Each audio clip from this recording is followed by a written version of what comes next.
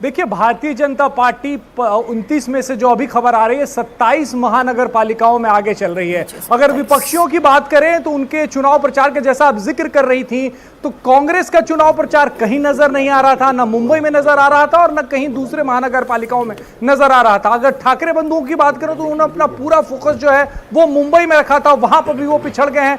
Bharatiya Janata party ने मुंबई समेत जो भी 29 महानगर पालिका है वहां सब जगह प्रचार किया, सब जगह देवेंद्र फडणवीस गए, सब जगह उन्होंने चुनाव प्रचार के साथ साथ अपने टॉक शो किए, लोगों से मिले, रोड शो किए। उसका असर इन नतीजों में है, वो नजर आ रहा है। खास करके मुंबई के आसपास के जो इलाके हैं, ठाणे हो, उल्लासनगर हो, कल्याण डोंबिवली का इलाका हो, या फिर मीरा भाईंदर का इलाका हो, वसई विरार का इलाका हो, नवी मुंबई का इलाका हो, हर जगह बीजेपी बहुत आगे चल रही है। अगर वो शिवसेना के साथ में लड़ी है तब भी आगे चल रही है, अगर शिवसेना उसके खिलाफ लड़ी है तब भी भारतीय जनता पार्टी आगे चल रही है। मतलब अब अगर बात कहनी हो कि अल्टीमेट विनर कौन है इन चुनावों का, जो अब तक जो तस्वीर सामने आई हुई है, तो वो भारतीय जनता पार्टी है। बिल्कुल, बड़ी बात ये, इसी को हम आगे इसको एनालिसिस करने की कोशिश करेंगे। अजीत जी, ये बात जो आई, देवेंद्र फडणवीस अपने दम पर, अपने कंधों पर पूरा चुनाव लड़ा है, पूरी ताकत झोंक दी है।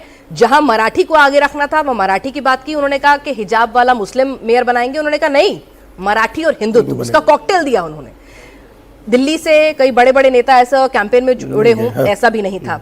तो देवेंद्र फडणवीस का खुद की कितनी बड़ी विक्ट्री है ये। और बीजेपी 29 में से 27 जगह जहां आप आमने सामने की फाइट में थे, वहां भी अगर आप आगे चल रहे हैं, तो इसका मतलब अब महाराष्ट्र में बीजेपी अपने दम पर चुनाव में खड़ी हो सकती है। ठीक बात है, खड़ी हो गई है, बीजेपी अपने दम पर खड़ी हो गई है। सेना का साथ अब उतना नहीं चाहिए। नहीं, शिवसेना का साथ, पहले तो शिवसेना के ही कंधे पर भारतीय जनता पार्टी ने राजनीति की। फिर उसके बाद एक समय ऐसा लगा कि एकनाथ शिंदे के सहारे पार्टी चल रही है, फिर अजीत पवार का सहारा लिया गया। इस पर सवाल भी उठे कि भाई अजीत पवार को आपने क्यों लिया। तो वो एक स्ट्रेटेजी अब समझ में आ रही है, भारतीय जनता पार्टी को अपनी ताकत बनानी थी। और ऐसे ऐसे राज्यों में हमेशा भारतीय जनता पार्टी किसी न किसी सहयोगी दल के साथ चली है, या अपने किसी बड़े नेता के दम पर सफल हुई है। ये हर रीजनल जहां भाषाई वो पहचान वाले राज्य हैं, तो ये वो कर लिया। अब वो उस पॉइंट पर पहुंच गई है भारतीय जनता पार्टी जहां उसको किसी और की जरूरत नहीं है, सप्लीमेंट्री फोर्सेज हैं। और ये विधानसभा में पता चल गया था जब 132 सीटें अकेले भारतीय जनता पार्टी जीत गई। ये उसका रिपीटेशन है, ये रिपीट हो रहा है। उससे मतलब देवेंद्र फडणवीस ने अपनी ताकत साबित कर दी, अपनी प्रशासनिक क्षमता साबित कर दी। और बार बार आरती जी जो पहले कहा उन्होंने कि जो मुंबई की तस्वीर बदली है, उसका एक लाभ उनको, जो विकास चाहते हैं और वित्तीय राजधानी को जैसा होना चाहिए वैसा बनाने में जो उनकी भूमिका मिली, वो जो एक वोटर है, एस्पिरेशनल क्लास है, या मुंबई को टॉप पर रखना चाहने वाला है, वो और वो अनअपोलोजेटिक हिंदू है। मतलब साफ वो बिल्कुल अपने सीट्स पर ओढ़ के चलते हैं, उन्हें कोई इसमें नानुकुर नहीं है। कोई उनको कभी कंफ्यूजन नहीं रहा, वो बार बार कहते भी रहे। तो ये एक तरह से उनकी लीडरशिप, उनका एडमिनिस्ट्रेटिव कैपेसिटी और ये पॉलिटिकली स्ट्रेटेजी बनाने में जो अपना एक चाणक्य वाली बात है, ये सब उन्होंने साबित कर दिया। उससे ज्यादा बड़ी बात डेसिमेट होना है अपोजिशन का। अब देखिए, एक वसई विरार में हम लोग जो देख रहे हैं कि मेयर बनेगा दूसरी पार्टी का, वो भाई ठाकुर की पार्टी है।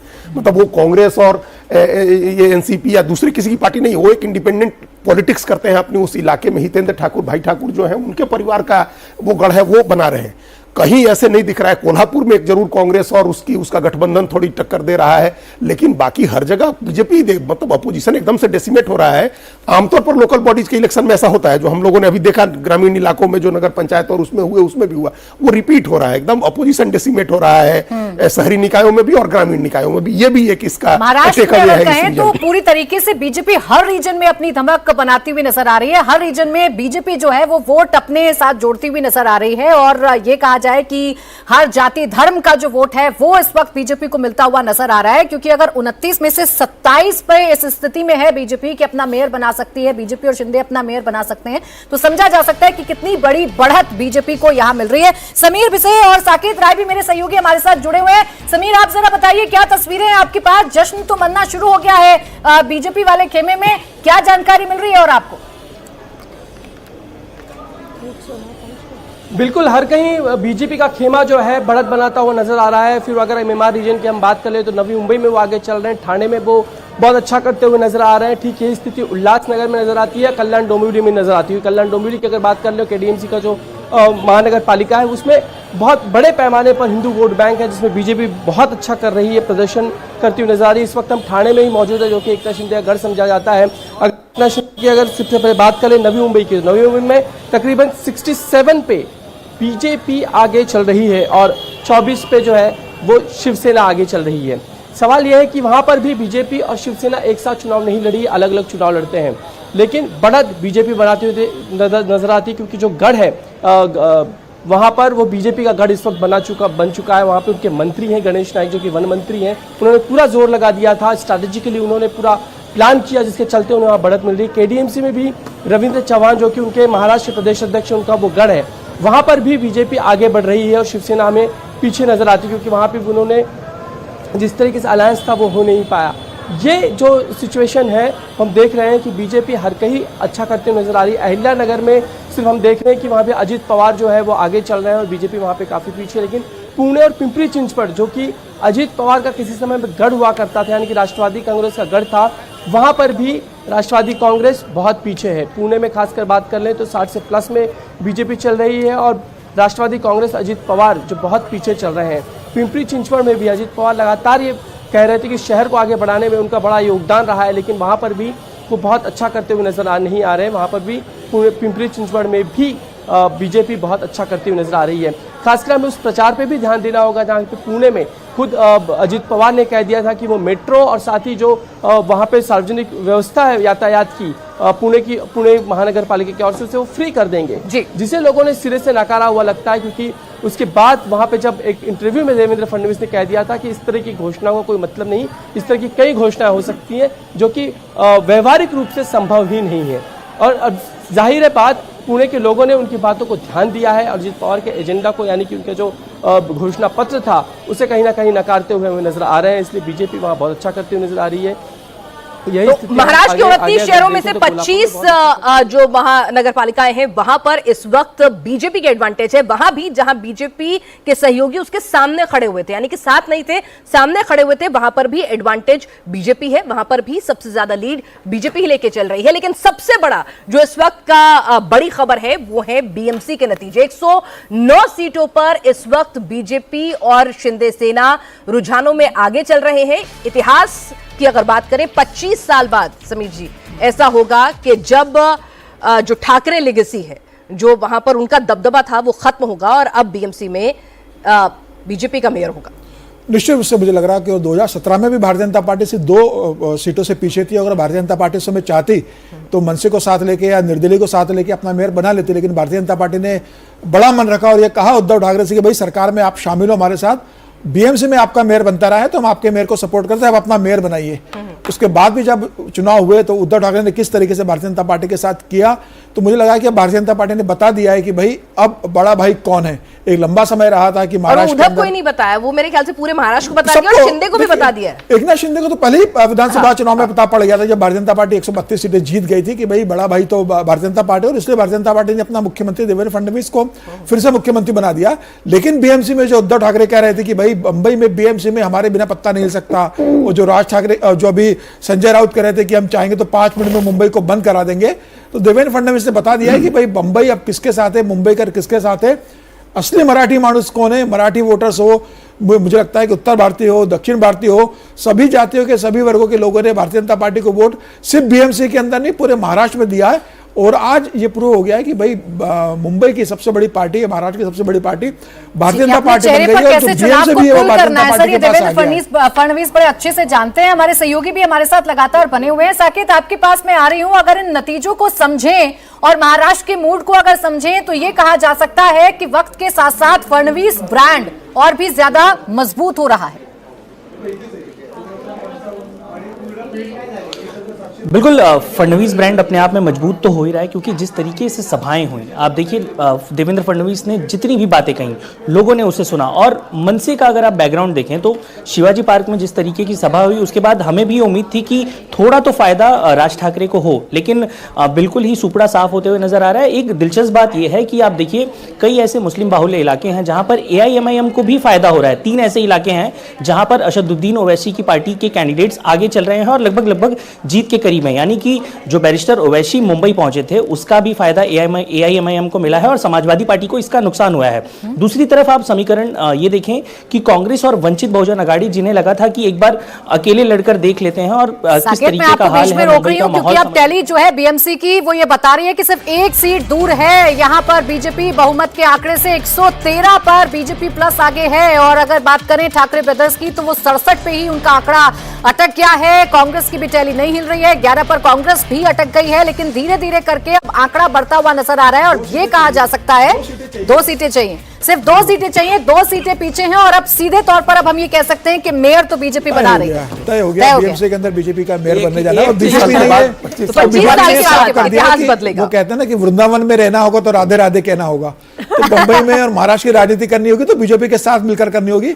आप बीजेपी के साथ गठबंधन में रहोगे तो सत्ता में बने रहोगे, जनता के वोट मिलते रहेंगे। अगर आप बीजेपी से अलग होकर लड़ोगे तो भारतीय जनता पार्टी ने बता दिया कि हमसे अलग लड़ने वालों की क्या हालत होती है और हमारे साथ आने वाले लोगों को क्या मान सम्मान और सत्ता मिलती है, बता दिया है।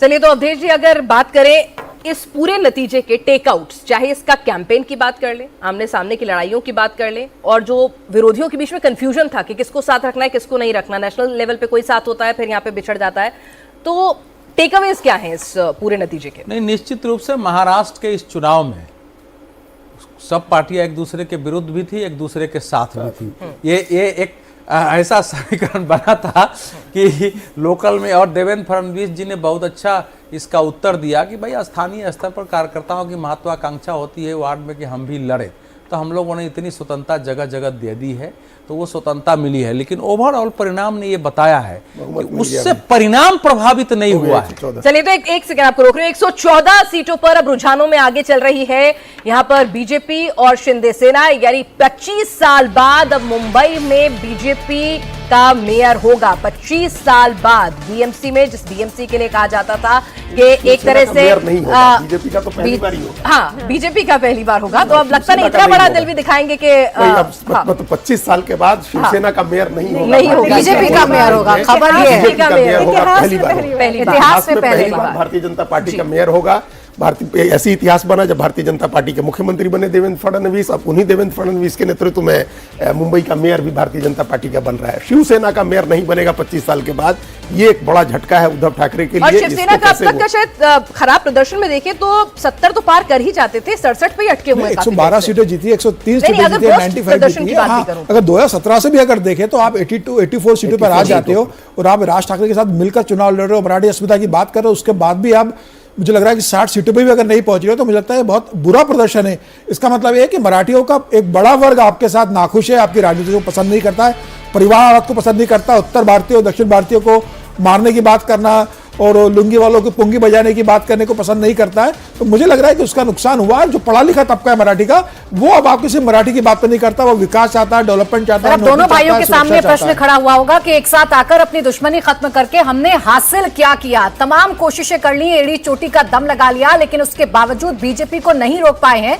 बड़ी खबर इस वक्त की आपको बता दें, बीएमसी में बीजेपी का मेयर होगा, पहली बार बीजेपी का मेयर होगा। अब यह तय हो गया है, बहुमत के आंकड़े के बिल्कुल पास पहुंच चुके हैं। 114 सीटों पर बीजेपी ने बढ़त बना ली है। तो इस वक्त की बड़ी खबर यह है, महाराष्ट्र बीएमसी चुनाव की इस वक्त की बड़ी खबर यह है कि यहां पर बीजेपी अपना मेयर बनाने जा रही है। अब यह तय हो चुका है। जबरदस्त हार का सामना ठाकरे ब्रदर्स को करना पड़ा है। राज ठाकरे और उद्धव ठाकरे एक साथ आए, मराठी मानुष का मुद्दा बार बार उठाया, हिंदी भाषा पर बार बार अटैक किया, लेकिन वो तमाम जो बातें हैं वो धरी की धरी रह गई, क्योंकि देवेंद्र फडणवीस ने एक बार फिर से बता दिया है कि बीजेपी कितनी मजबूत है और बीजेपी अपने दम पर अब क्या कुछ हासिल महाराष्ट्र में कर सकती है। और उसी का नतीजा ये है आरती जी, जैसा हम कह रहे हैं कि इतिहास बन रहा है, ये तो बीजेपी पहली बार अपना मेयर बना रही है।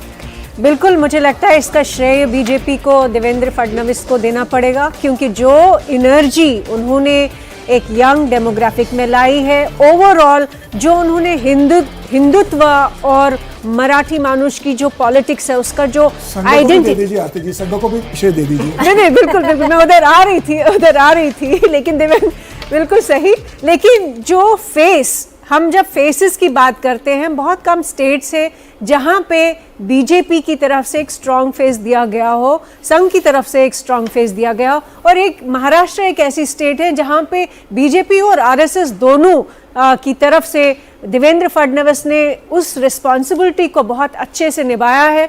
और दूसरी बड़ी बात, मैं बार बार डेवलपमेंट की बात करती हूँ क्योंकि डेवलपमेंट हुआ है महाराष्ट्र में, एंड स्पेशली मुंबई में, जो कि कुछ सालों की जो मुझे मेमोरीज है, आज से 25 साल पहले की जो मेमोरी है मुंबई की बहुत अच्छी नहीं है, लेकिन आज की डेट में मुंबई जाना एक साधारण व्यक्ति के लिए भी कन्वीनियंट है। मेट्रो लाइंस बड़ी है, सड़कें बड़ी है, फ्लाईओवर्स बने हैं, ब्रिजेस बने हैं, और जो रास्ते का टाइम, मतलब किसी भी सफ़र का टाइम है, वो काफ़ी ज़्यादा रिड्यूस हुआ है। इसलिए मुझे लगता है कि एक बहुत बड़ा कंट्रीब्यूशन जो है वो देवेंद्र फडणवीस को जाना चाहिए। साथ ही साथ बीजेपी और आरएसएस की सपोर्ट के बिना ऑफ कोर्स देवेंद्र फडणवीस इतना नहीं कर पाते। तो मतलब यहाँ पर अभी भी आप अपने एनालिसिस पर कायम हैं। देवेंद्र फडणवीस के लिए तो जीत का सेहरा भी बन रहा है, सब कुछ है, लेकिन उद्धव के लिए जो आपने एनालिसिस किया था कि भाई ठीक है, इस हार में भी जीत छिपी है, कम से कम उनके अपने लिए, अपनी पार्टी के स्तर पर, अपने काडर के लिए, अभी भी आप उस एनालिसिस पर कायम है? है ही, उस पर उससे पीछे हटने का तो कोई मतलब कारण नहीं है ना। वो तो बड़ा हमने सोच समझ के ये बात कही, उनको समझने की कोशिश की हमने कि वो क्या सोच करके गए हैं यहाँ।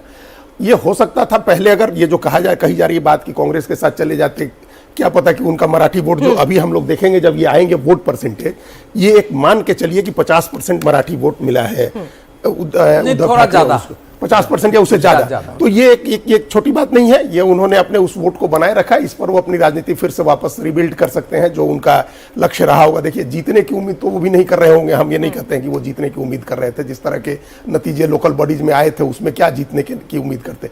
लेकिन ये देखिए कि जितने क्षत्रप थे महाराष्ट्र की राजनीति में, उसमें से कौन बचता है। शरद पवार बचते हैं, अजीत पवार कितना बचते हैं, एकनाथ शिंदे कितना बचते हैं, राज ठाकरे कितना बचते हैं, उद्धव ठाकरे कितना बचते हैं। अगर उद्धव ठाकरे अपने असर वाले इलाके में इन बाकी क्षत्रपों के मुकाबले अपने को बेटर बचा लेते हैं तो उनकी राजनीति होगी। हम बार बार ये बात कह रहे हैं कि उनकी राजनीति बची रहेगी। और 60 मतलब परिवारों की जो अपनी फील्डम, जो मैं पहले भी कह रही थी, परिवार बच जाएंगे। मुझे नहीं लगता कि पार्टी कौन बचता है। पार्टी इसका सवाल अलग है। मान लीजिए आरती जी, अगर पुणे में या पिंपरी चिंचवाड़ में ठाकरे परिवार नहीं बचा पाता है अपना, या ठाणे और बोरीवली, ये कल्याण डोंबिवली में नहीं बचा पाते हैं उस तरह से उद्धव ठाकरे, तो फिर खत्म ही होगा। फिर बीजेपी तो वो सारा स्पेस लेगी ना, या फिर हो सकता है कांग्रेस वो स्पेस ले। लेकिन उसमें अगर मुंबई में राज ठाकरे अपने को बचाते हैं तो उनकी महाराष्ट्र की राजनीति जहां तक पहले थे वहां तक फिर ऐसा है कि ये जो इनका एनालिसिस है कि जो फेल किए हैं उसमें एक नंबर कौन है। हाँ, फर्स्ट जो अजीत जी एक पॉलिटिक्स ये कर रहे हैं कि देखिए, जिस प्रकार से आजादी के बाद महाराष्ट्र की राजनीति एक पक्षीय कांग्रेस के साथ थी, वो 2025 के विधानसभा चुनाव के साथ ये दिख रहा है कि अब एक पक्षीय भाजपा की ओर मुड़ी है। बिल्कुल। और इसके मुड़ने के पीछे कोई तात्कालिक कोई भावना नहीं है। इसके मिलने के पीछे चूंकि ठोस आधार है, सामाजिक राजनीतिक समीकरण है, एक विचारधारा है, विकास की नीति है, और एक ऐसा चेहरा है जो कि सभी समुदायों में मान्य है और जिसकी एक क्रेडिबिलिटी है, जिसकी इंटेग्रिटी है अपनी पार्टी के अंदर, संगठन परिवार के अंदर, लोगों के अंदर। तो अब यहां से यह साफ हो रहा है कि आने वाले समय में भारतीय जनता पार्टी महाराष्ट्र की राजनीति लंबे समय तक वही उसकी सर्वोपरिता में रहेगी, जैसे कांग्रेस के हाथ में वह लंबे समय तक राजनीति रही है। तो यह एक बहुत बड़ा दौर इस परिणाम से आया है विधानसभा के बाद। यह परिणाम जो है उद्धव ठाकरे के लिए, अब उसमें यह बात साफ है कि शरद पवार की पॉलिटिक्स समाप्त इस चुनाव के बाद, इसमें कहीं कोई दो मत नहीं है। अजीत पवार अगर बीजेपी के साथ हैं तो है, ये खबर तो बता देनी चाहिए। मुंबई में एकनाथ शिंदे को झटका लगा है। शिवसेना सांसद रविंद्र वायकर की बेटी चुनाव हार गई हैं। ये बड़ी खबर आपको बता रहे हैं। दीप्ति वायकर चुनाव हार गई हैं। ये झटका एकनाथ शिंदे को है। एकनाथ शिंदे की पार्टी से सांसद रविंद्र वायकर की बेटी चुनावी मैदान में थी, लेकिन वो अपना चुनाव नहीं बचा पाई हैं। दीप्ति वायकर को हार का सामना करना पड़ा है। ये बड़ी खबर। और जब हम एकनाथ शिंदे के बारे में बात कर रहे हैं तो ये खबर एक और झटके के तौर पर, एक और उनके ऊपर सवाल खड़े करते हुए कि अपने सांसद की बेटी को चुनाव नहीं जिता पा रहे हैं, वो भी मुंबई में। तो वो एकनाथ शिंदे अपनी जमीन गंवा रहे हैं। और वो जो लड़ाई, कई लड़ाइयां होती हैं एक साथ, एक लड़ाई में कई लड़ाइयां होती हैं, उसमें एक लड़ाई ये भी थी कि असली शिवसेना कौन है। रविंद्र वायकर 48 वोटों से तो वो चुनाव जीते थे लोकसभा का, सिर्फ 48 वोट से चुनाव जीते थे। और वैसे भी उनका बहुत ज्यादा वहां विरोध था स्थानीय स्तर पर। शिवसेना इसका अर्थ है कि आने वाले समय में वो समझा है कि शिवसेना शिंदे का भाजपा में मूल रूप से विलय हो जाएगा। एक वो संभावना बन रही है कि आने वाले समय में ज्यादातर उनके जो विधायक और सांसद होंगे वो धीरे धीरे, अभी तक हालांकि भारतीय जनता पार्टी उनको, अभी देवेंद्र फडणवीस जी ने अपने इंटरव्यू में पूछा गया कि आप एकनाथ शिंदे को कैसे कहते हैं, तो उन्होंने 2 शब्द बोला कि बहुत ही अच्छे मित्र हैं और मर्द आदमी हैं, जो कहते हैं वो करते हैं। तो बहुत अच्छी प्रशंसा उनकी की है, तो शायद रखेंगे। लेकिन इसके बाद शिवसेना शिंदे के सामने अब कोई चारा नहीं है, वो चाह के भी अब भारतीय जनता पार्टी से अलग होने की कल्पना नहीं करेंगे। हाँ, नहीं, ये अब देखिए ये समस्या अवधेश जी अजीत पवार के साथ भी तो आ रही है। वही कह रहा हूं ना, वो तो मैंने पहले बोल दिया था कि अजीत पवार के सामने भी अब भाजपा से अलग होने की, क्योंकि अगर वो अपने क्षेत्र में, पुणे में, पिपरी चिंचवाड़ में अगर सफलता नहीं मिल रही है, दोनों चाचा भतीजा साथ आने के बाद, तो एक शक्ति होती कि सरकार पर हम दबाव बढ़ा सकते हैं कि वह हमारी ताकत है, वो अब समाप्त हो गया है। इसलिए कहा ना कि एक पक्षीय भाजपा जो है कि राजनीति की ओर महाराष्ट्र मुड़ा है, और ये थोड़ा लॉन्ग समय तक कायम रहने वाला है। कांग्रेस जैसी पार्टी, मैंने कांग्रेस का हालांकि लातूर में भी ठीक ठाक परफॉर्मेंस है, कोल्हापुर में भी ठीक है, कोल्हापुर में परफॉर्मेंस है, कुछ जगह उसकी परफॉर्मेंस है। लेकिन उस प्रकार से जो कांग्रेस एक शक्तिशाली थी, और विधानसभा चुनाव में भी कांग्रेस का, लोकसभा चुनाव में भी कांग्रेस का प्रदर्शन अच्छा था, उसकी दृष्टि से देखेंगे तो कांग्रेस के भी ये पराभव का दौर जो है समाप्त नहीं हुआ। लेकिन इस जीत में मुझे लगता है एकनाथ शिंदे और अजित पवार के लिए डर भी छुपा हुआ है, एक चुनौती भी छुपी हुई है कि भाई 2030 का लोकसभा चुनाव है, 2029 का लोकसभा चुनाव है, 2030 का विधानसभा चुनाव है। इस तरीके से भारतीय जनता पार्टी मजबूती से आई है और विधानसभा में 132 सीटें भारतीय जनता पार्टी जीत चुकी है। तो क्या अब भारतीय जनता पार्टी से मुंबई की 6 लोकसभा सीटें आती है, तो क्या अब भारतीय जनता पार्टी 6 की 6 लोकसभा सीटें खुद लड़ना चाहेगी? न वो एकनाथ शिंदे को देगी, न अजित पवार को देगी। और विधानसभा चुनाव में भी भारतीय जनता पार्टी ये कोशिश करेगी कि भाई मैक्सिमम सीटें पर वो लड़े। अब जो अमित शाह जी ने कहा था विधानसभा चुनाव के पहले कि 2029 और 30 में हमें अपनी दम पर चुनाव लड़ना है, संगठन को इतना मजबूत करना है, तो मुझे लग रहा है कि भारतीय जनता पार्टी उस दिशा में बढ़ रही है। और जो प्रदर्शन और जनता का समर्थन मिल रहा है, अभी अजित पवार और एकनाथ शिंदे के लिए चुनौती है कि वो सरकार में बने रहते हैं, अपना दबदबा बना के रखते हैं, और अगले विधानसभा चुनाव में क्या वो इस स्थिति में आएंगे कि भारतीय जनता पार्टी उनको महत्व दे, उनके गठबंधन के लिए दे। ठाणे की लोकसभा सीटें आज आपको दी, अगली बार भारतीय जनता पार्टी देगी आपको? इस बार बीएमसी में 90 सीटें दे दी है, क्या अगली बार 2031 में बीएमसी का चुनाव होंगे तो भारतीय जनता पार्टी आपको 90 सीटें देगी? तो मुझे लग रहा है अब उनके लिए बड़ी चुनौती है। मांगने की हालत में रहेंगे, मांगने की आप देगी नहीं, उतनी सीटें मांगने की हालत में रहेंगे। मूल बात यह है जब आप जीत ही नहीं रहे, बीजेपी ने अपने विरोधियों को हराया, कांग्रेस को हराया, उद्धव ठाकरे साथियों को भी हराया, सबको हराया। भारतीय जनता पार्टी इमर्ज कर गई है, सेंट्रल फोर्स है। लंबे समय तक जो अवधेश जी कह रहे हैं वो बिल्कुल सही बात है कि लंबे समय तक Bharatiya Janata party central force वहां रहेगी। जो अपोजिशन की पार्टीज हैं, जो छत्रप हैं, उसमें से कौन बच रहा है? अभी देखिए हम परभणी के आंकड़े आप देखिए, परभणी में क्या स्थिति है कि ये गढ़ है, मान लीजिए वो भी गढ़ है इनका, पवार चाचा भतीजे का, और एकदम खत्म हो रहे हैं, डेसिमेट हो रहे हैं। आप पुणे में डेसिमेट हो रहे हैं, तो अजीत पवार अगर खत्म होते हैं तो फिर क्या बीजेपी वो स्पेस ले रही है सारा? तो अगर दूसरी फोर्स अगर कांग्रेस आती है तो अल्टीमेटली शरद पवार ये उद्धव ठाकरे कांग्रेस के साथ राजनीति करेंगे।